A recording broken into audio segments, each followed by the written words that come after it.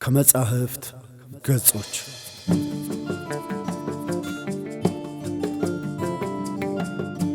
ሰላም ክቡራትና ክቡራን ውድ ኢትዮጵያውያን አድማጮቻችን፣ እነሆ ከመጻሕፍት ገጾች የተሰኘው ፕሮግራማችን ጀምሯል። በዚህ ፕሮግራማችን የተለያዩ ዕውቅ ደራሲያን የጻፏቸውን የግጥም፣ የልብ ወለድ እንዲሁም የወግ ማስታወሻዎችን ይዘንላችሁ እንቀርባለን። ቻናላችንን ሰብስክራይብ፣ ላይክ፣ ሼር በማድረግ ቤተሰብ ይሁኑ ስንል በአክብሮት እንጠይቃለን። ከመጻሕፍት ገጾች የፈጣሪ ጎራዴ። እስልምና ሲጀመር ጠላት የነበረ ነው። ከጠላትነትም በላይ በነቢዩ መሐመድ ይመራ የነበረን ጦር ደጋግሞ ያሸነፈ ነው። እስልምናን ከተቀበለ በኋላ ደግሞ እስልምናን ከጠላት መከላከል ብቻ ሳይሆን ለድልም ያበቃ ነው። እስልምናን ግዛት በማስፋፋት በተለይ የአረቢያ ምድር የሚባለውን በአንድ የእስልምና መንግሥት ካሊፌት ይገዛ ዘንድ ያስቻለ መሆኑ ይነገርለታል። ጠንካራውን የሮማን ቤዛንታይን መንግሥት ይሸነፍ ዘንድ የእሱ ወታደራዊ ዘዴ የላቀ ስፍራ እንዳለው የታሪኩ ጸሐፊዎች ይስማሙበታል። ከመቶ በላይ ጦርነቶችን ተዋግቶ አሸንፏል። ከእነዚህ ውስጥ 50ዎቹ ታላላቅ ጦርነቶች ናቸው። በ4 ዓመታት ውስጥ ብቻም መላውን አረቢያ እስካሁኗ ኢራቅ የዘለቀውን የፐርሺያን ሜሶፖታሚያንና በሮማ ቁጥጥር ስር የነበረችውን ሶሪያን ወደ እስላማዊ መንግሥት የጠቀለለ ውጊያ መርቶ አሸንፏል። በአንድ ውጊያ ላይ ብቻ 9 ጎራዴዎች እየተዋጋ ተሰባብረዋል መባሉም በጦርነት ቀጥተኛ ተሳታፊነቱን ያሳያል። የጀግንነቱ እጅግ እየገነነ መምጣትና በሕዝብ አይሸነፍ ተደርጎ መሞገሱም በዘመኑ የእስላማዊ መንግሥት መሪዎች ስላልተወደደ ከዋና ጦር መሪነቱ ዝቅ ቢደረግም እጅግ ወሳኝ ጦርነቶች ሲያጋጥሙ ግን ይመራ ዘንድ የሚጠራም ነው። ሲቀድም በጦር ክፍል ደረጃ ተቀናይተው የማያውቁትን የአረቢያ ተዋጊዎችን ቅርጽ ሰጥቶ ሰራዊት በማድረግና ለድል በማብቃት በውጊያ አዋቂነቱ ስሙ ተመዝግቦ ይገኛል። ያለሱ ምናልባትም የእስላማዊ መንግሥት ከመካከለኛው ምስራቅ እስከ አውሮፓ ደጃፍ አይስፋፋም ነበር ሲሉም ተዋጊነቱን የሚያሞግሱ አሉ። ካሊድ ኢብን አልዋሊድ። ካሊድ ኢብን አልዋሊድ የተወለደው በመካ ነው። አባቱ ደግሞ ዋሊድ ኢብን አልሙግራሂብ ይባላሉ። እሳቸው ከቁሬሽ የአረብ ጎሳ መሪዎች አንዱ ናቸው። ከበዙ የቁሬሽ ጎሳ አንዱ የሆነው የባኑ ማኩዝም ጎሳ የዘመኑ መሪ ሆነው አልዋሂድ አንዱ ኃያሉ የሚባል ስያሜ የተሰጣቸውም ናቸው። በነገራችን ላይ የቁሬሽ ጎሳም በ6ኛው መቶ ክፍለ ዘመን ዛሬ የመካከለኛው ምስራቅ በሚል በምናውቀው የእስልምና መገኛ ምድር መካ እንዲሁም በዘመኑ የባዕድ አምልኮ ማዕከል የሚባለውን ካባ የተቆጣጠሩ ጎሳዎች ናቸው። በሃይማኖት ተረክ አብርሃም ከፈጣሪ ጋር እንደተገናኘ ተጽፏል። 2 ልጆችም ነበሩት ይባላል፣ አብርሃምና ይስሐቅ ወይም እስማኤል። የቁሬሽ ዝርያ ደግሞ ከእስማኤል የዘር ግንድ ይመዘዛል ነው ተረኩ። ሕፃኑ ካሊድ በተወለደ ዘመን በጎሳው ባህል መሠረት ሁከት ከበዛበት የከተማ ኑሮ ይልቅ የጨቅላውን ሕይወት ይቀርጻል ወደ ተባለው በደውያን ጎሳ ተላከም፣ ወደ አረቢያን በረሃም። በጎሳው እምነት በመካ ከነበረው ሁከት ይልቅ የበደውያን የበረሃ የተነጠለ ሕይወት ንጹሕ ያልተበከለና ደረቁ የበረሃው ሕይወት ነው የሚሻለው። በዚህም ከከተማ የተበላሸ ሕይወት በመራቅ በንጽሕና እስከ 6 ዓመቱ ማደጉ ይነገራል።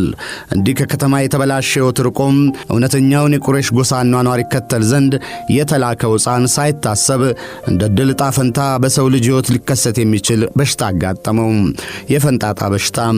ባይገድለውም ግን በፊቱ ላይ ጠቃጠቆ የቆዳ ምልክት ትቶ ማለፉ አልቀረም።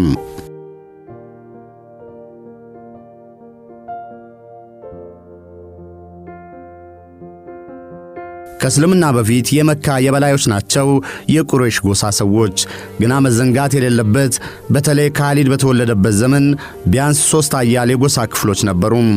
ባኑ ሐሺም፣ ባኑ አብድ አድዳር እና ባኑ ማኩዙም። የካሊድ ጎሳ የሆነው ባኑ ማኩዝም የሚባለው ጎሳ ደግሞ የሚታወቀው የጎሳውን የጦርነት ችግር በመፍታት በተዋጊነቱ ነው። ምክንያቱም የጎሳው አባላት በአረቢያ ምድር ምርጥ ፈረሰኞች ናቸውና። እናም ወጣቱ ካሊድ በፈረስ ጋላቢነት፣ በጦር ወንጫፊነት፣ በጎራዴ ተፋላሚነት ምርጥ ተዋጊ ለመሆን መብቃቱ ነው ተረኮቹ የሚያሳዩት።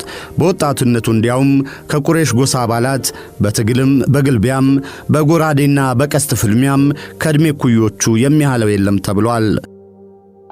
እሱ ከልጅነቱ ጀምሮ በ5 እና 6 ዓመቱ ነው ስለ ውጊያ የተማረው። አባቱ ደግሞ የታወቁ የቁረይሽ ተዋጊ ናቸው። ቀስትን እንዴት እንደሚጠቀም በጎራዴም መሞሻለቅ አስተምረውታል። ረጅሙ ትከሻ ሰፊው ሰውነቱ በደንብ የተገነባውና ጢማሙ ካሊድ ምርጥ ከሚባሉት የዘመኑ ወጣት ተፋላሚዎች አንዱ እንደነበረ ታሪክ ጸሐፊዎቹ ይናገራሉ።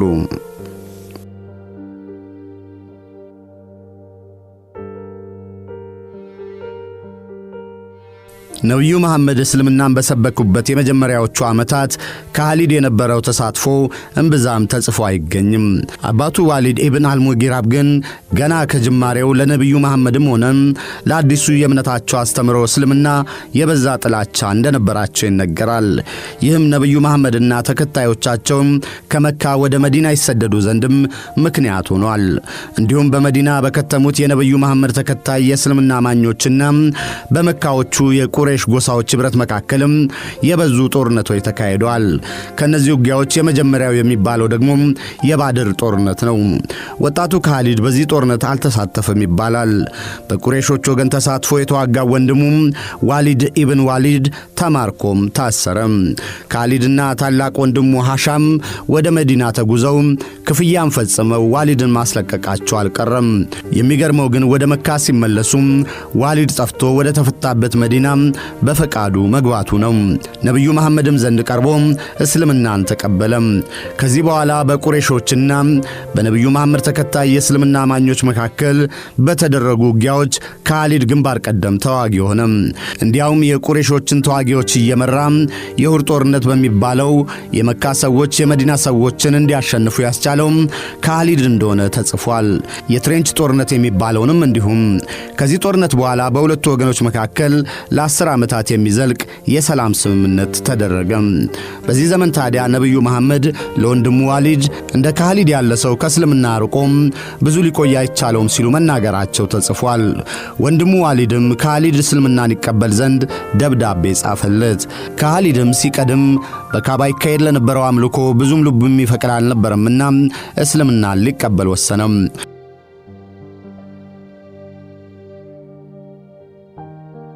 እኔ የፈጣሪ የአላህን መልእክተኛ ወግቻለሁ፣ አማኞችንም ወግቻለሁ። አማኞችም በጦርነት እንዲሸነፉ አድርጌያለሁ። የሞትም ምክንያት ሆኛለሁ። ጥፋት አድርሻለሁ።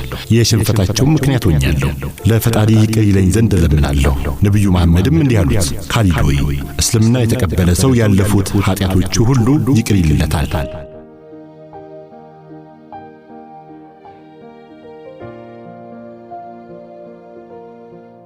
ከልጅነት ጀምሮ ባልንጀራው ለሆነው ኢክሪማህም ውሳኔውን ነገረው። በእርግጥ ኢክሪማ መቃወሙ አልቀረም። በቁረይሽ ጎሳ መሪዎች ዘንድ የካሊድ ውሳኔ በተሰማ ጊዜ ሐሳቡን እንዲቀይር አለዛ ግን ቅጣት እንደሚከተለው ተነገረው። በዚህ ጊዜ ግን ባልንጀራው ኢክሪማ ከጎኑ በመሆን ሽንጡን ገትሮ ተከራከረ። ካሊድ የመረጠውንና የፈለገውን ለማመን ነጻነት አለው፣ እንዲያውም የናንተ ድርጊት እኔንም ወደ ነብዩ መሐመድ እንዲሄድ ይገፋፋኛል ሲል ነበር የተከራከረለት።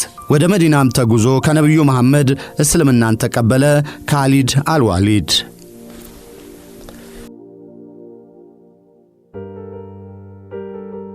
ነብዩ መሐመድ የመጀመሪያውን ዘመቻ በጋሳኒስ ጎሳዎች ላይ አወጁ። ጎሳዎቹ ከአረቢያን ፔንሱላም ወደ ሌቫንት ተብሎ ወደሚጠራው በተለይ ወደ ሶሪያ የገቡ ናቸው።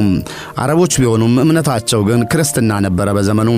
እናም በእነዚህ በጋሳኒስ ጎሳዎች ላይ የሚካሄደውን ዘመቻ ይመሩ ዘንድ ዛይድ ኢብን ሐሪታህን ነብዩ መሐመድ ሾሙ። ዛይድ ምናልባትም በውጊያው ቢሞቱ ቀጣዩ አዛዥ ጃፋር ይሁንም አሉ። ጃፋር ቢሰዋ ደግሞ አብዳላህ ኢብን ራዋሃ ውጊያውን እንዲመሩ አስቀድመው ነበር የተሾሙት። በጦርነቱም በነብዩ መሐመድ የተሾሙት ሶስቱም አዋጊዎች ተገደሉ። እናም ተዋጊዎቹ ተሰብስበው መሪያቸውን ለመምረጥ ተገደዱ። በዚህ ምርጫ ካሊድ አልዋሊድ ለጦር መሪነት በቃ ነው ተረኩ።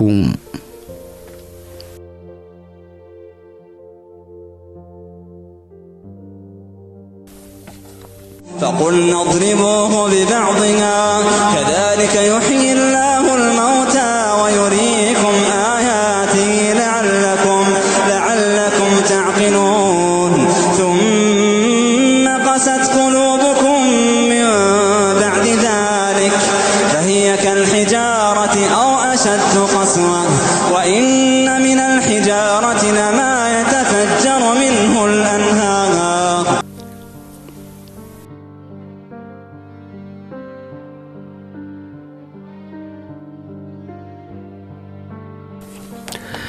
የእስልምና እምነት ተከታዮቹ ጦር መሪዎቹ ከሞቱበት በኋላ ካሊድን ለመሪነት ቢመርጥም በቁጥር መበለጡ አስቸጋሪው ፈተና ነበር። 3000 ለ200,000 ነበርና ውጊያው በጋሳኒድ አረቦችና የቢዛንታይን ስርወ መንግስት ወታደሮች ቁጥር እጅግ የበዛ መሆኑ ቀጥተኛ ውጊያ ቢካሄድ እልቂት እንደሚደርስ ካሊድ አላጣውም። ጠላቶቹም የቁጥራቸውን ማነስ አውቀው ማጥቃት እንዳይሰነዝሩበት መላመጣም። በሌሊት የተወሰነውን የጦር ክፍል ወደ ኋላ እንዲመለስ አደረገ። በነጋ ጊዜም በቡድን እየሆኑ ወደ ጦሩ እንዲመለሱ አዘዛቸው። ይህም ጠላቶቹ ተጨማሪ ኃይል እየመጣ ነው ብለው እንዲያስቡ አስቻለም። እናም የራሱ ጦር ሞራል ከፍ ሲል የጠላት ደግሞ ዝቅ ማለቱ አልቀረም። እናም የማይቀረው ጦርነት ቢዘገይም ተካሄደ። ይህም የሙታ ውጊያ በመባል ይታወቃል። ካሊድም በዚህ ውጊያ አዛዥ ብቻ ሳይሆን ቀጥተኛ ተዋጊም ሆነ።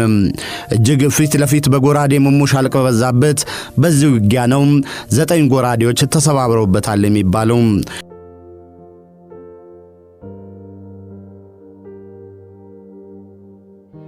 በሙታ ጦርነት የኻሊድ ዘመን ጎራዴዎች ተሰባብረዋል። በሱ እጅ 9 ጎራዴዎች ተሰብረዋል። ብቸኛው በእጁ የቀረው ጎራዴ ቢኖር እሱ በየመን የሰራው ብቻ ነው። ከዚህ ውጊያ በኋላ ነው ሳይፉላህ የፈጣሪ ጎራዴ የሚለውን ስም የሚያገኘው። ከዓመት በኋላ የእስልምና ተከታይ ተዋጊዎች መካን ለመያዝ ዘመቻ አወጁ። በዚህ መካን ነፃ ማውጣት በተባለው ዘመቻ ከተሰለፈው 4 የጦር ክፍል ካሊድ ያንዱ አዛዥ ሆነ። በተለይ የቁሬሽ ፈረሰኛ ጦርን ድባቅ በመምታት ካሊድ ዋነኛ የአዛዥነትና የተዋጊነት ብቃት ያሳየበት እንደሆነ ተጽፏል። እናም ነብዩ መሐመድና የእስልምና እምነት ተከታዮች የተሰደዱባትን መካን መልሰው በመቆጣጠር ውጊያ ካሊድ የበዛ ድርሻ ነበረው በሚለው የታሪኩ ጻፊዎች ይስማማሉ።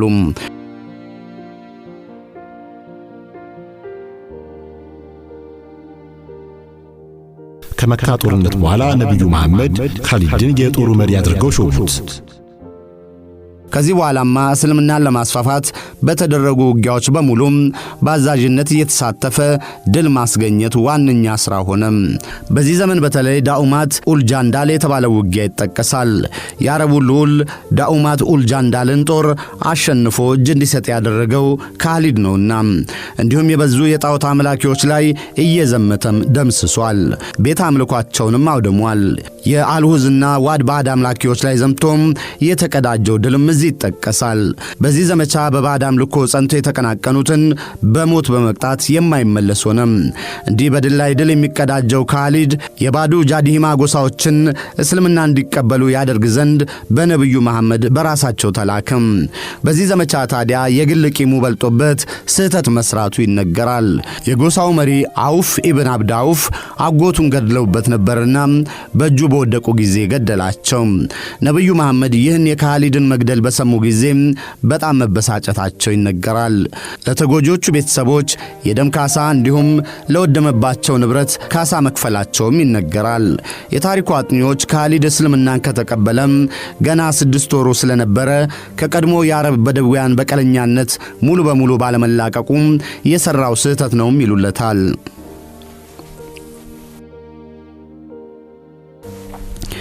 የነብዩ መሐመድ ሞትን ተከትሎ የተለያዩ የአረብ ጎሳዎች በመዲና በነበረው የእስላማዊ መንግስት ላይ በይፋ አመጹ። ቀድመው እስልምናን የተቀበሉ ጭምር የየራሳቸውን መሪነት መፈለግም ለዚህ እንደ ምክንያት ይጠቀሳል። በተለይ ከመካ ስደት በኋላ የእምነቱ መሰረት የሆነችው መዲናን ከመንግስት የሚያሳጣ ነበር አመጹ። ይህን አመጽ በማክሸፍ የእስላማዊ መንግስቱን ያጸና ዘንድ በነብዩ መሐመድ መንበር የተተኩት አቡበከር ለአዛዥነት የመረጡት ካሊድ አልዋሊድን ነው።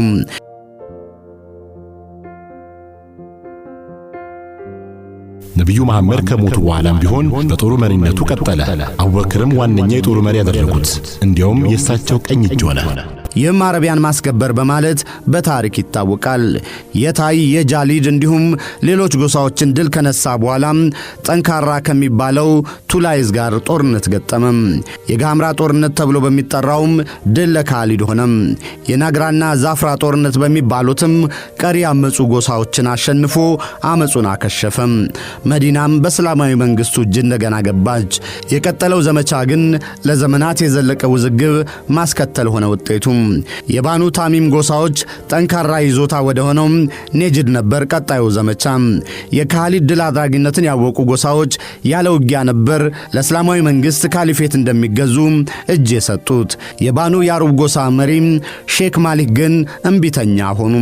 ሼህ ማሊክ ካሊድን ፊት ለፊት አልተጋፈጡትም። ደጋፊዎቻቸውንም እንዲበታተኑ አዘው ቤተሰቦቻቸውን ይዘው ወደ በረሃ ወረዱ። በመዲና መቀመጫውን ላደረገው እስላማዊ መንግስትም ቀረጥ እየሰበሰቡ መላካቸውን አላቋረጡም። ግን በመዲና ሰዎች ሳጃ ከሚባለውና ራሱን ከእስላማዊ መንግስት ከገነጠለው ጎሳ ጋር በማበር ተከሷል። በዚህም የተነሳ ካሊድ አሳዶ ያዛቸው። በችሎትም በቀረቡ ጊዜ ያንተ ጌታ እንዲህ ብሏል እንዲያ ብሏል ብለው ስለ አቡበከር በመናገራቸው ካሊድ በእስላማዊ መንግስት ላይ ያመጹ ብሎ ጥፋተኛ አደረጋቸው። ተገደሉም። ይህ ግን በዘመቻው አብረዋቸው በነበሩት አቡ ቃታዳ አንሳሪ ተቃውሞ ገጠማቸው። እሳቸው ከነብዩ መሐመድ ጋር የነበሩና ሳባ ከሚባሉት አንዱ ናቸውና ወደ መዲና ተመልሰው ካሊድ የእስልምና ተከታይ ገድሏል፣ ሚስቱንም ለራሱ አድርጓል ብለው ለአቡበከር ከሰሱ። በተለይ የካሊድ ዘመድና የአቡበከር ዋነኛ አማካሪ ዑመር ድርጊቱን ከመኮንንም አልፈው ካሊድ ሼህ ማሊክን የገደለው ሆን ብሎ ሚስቱን ከጅሎ ነው ሲሉ ክሱን አጠናከሩ። አቡበከርም ካሊድን ወደ መዲና ይመጣ ዘንድ ትእዛዝ አስተላለፉ። በችሎቱም ዘመዱ ዑመር ነበሩ አጥብቀው የኮነኑት። እንዲያውም ዑመር ራሳቸው ካሊድን ከጦሩ አግልለውት እንዳሰናበቱት ተጽፏል።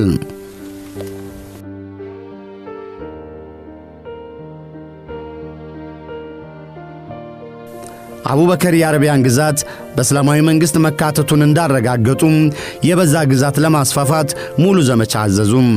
እናም ካሊድ ተመልሶ ተጠርቶ 18000 በጎ ፈቃደኛ ተዋጊዎችን በመያዝ ፐርሺያን፣ የኤፍራጥስን ወንዝ አካባቢ ግዛቶችን እንዲሁም ታችኛው ሜሶፖታሚያ የሚባለውን የዛሬውን ኢራቅ ዘምቶ ድል አድርጎም ተቆጣጠራቸው።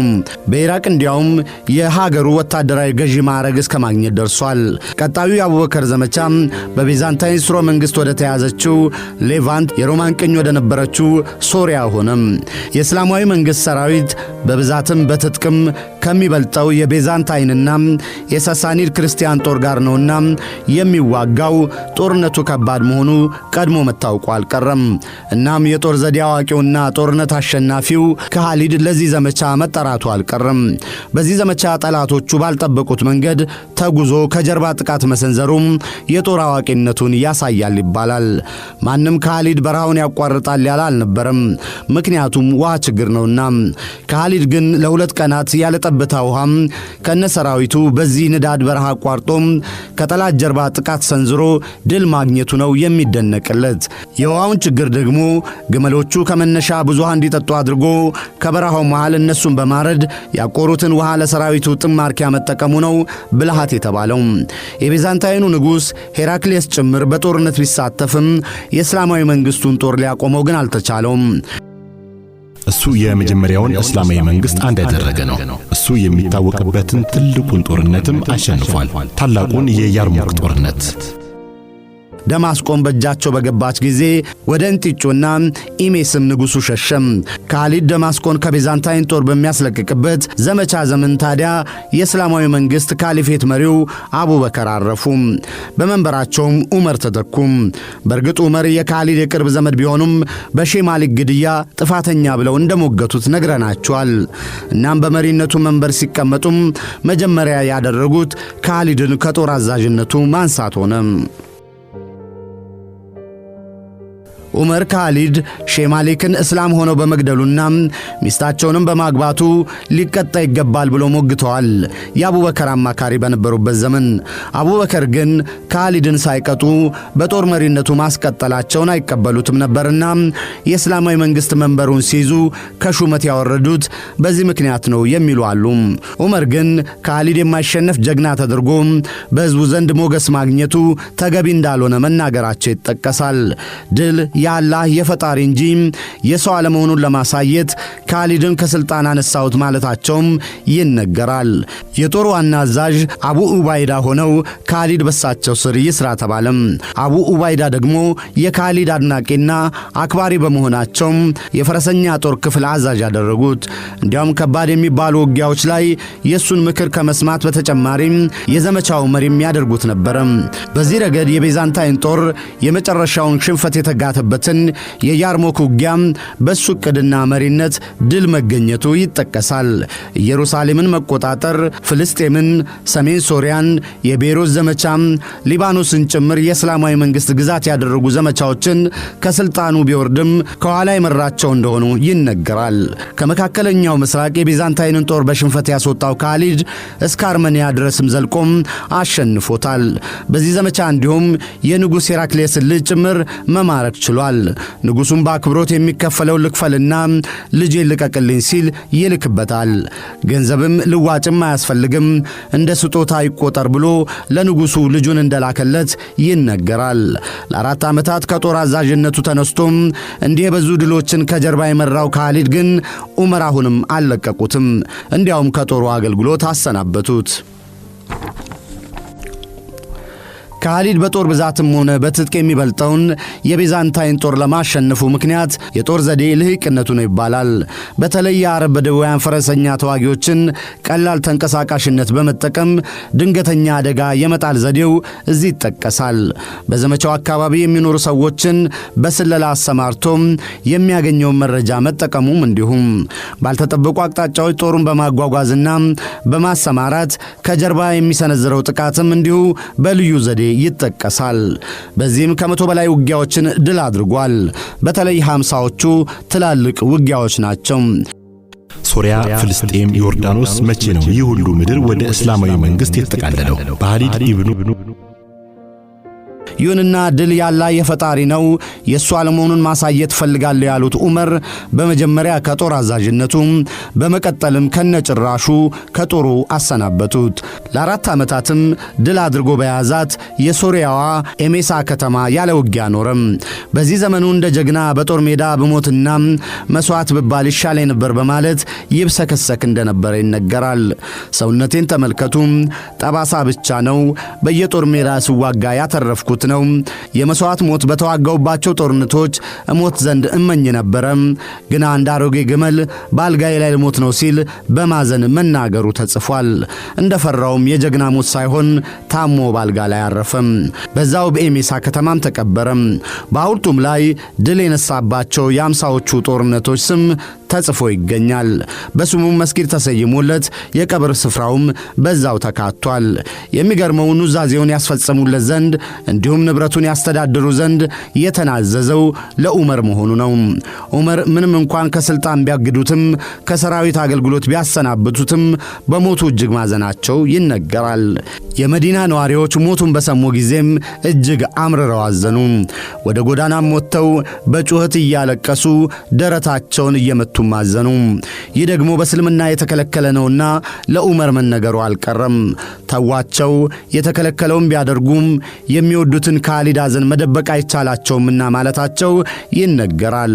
እሱ የእስልምና እምነት ተከታዮችን ከጠላት የጠበቀ ጋሻ ነው፣ ልቡም ንጹሕ ነበር ሲሉ አብረዋቸው ለነበሩት ተናገሩ። አጠገባቸው የነበሩት አሊም ታዲያ ለምን ከጦሩ አባረሩት ማለታቸው አልቀረም። ተሳስቻለሁ ነበር መልሳቸው። ቸር ያሰንብተን።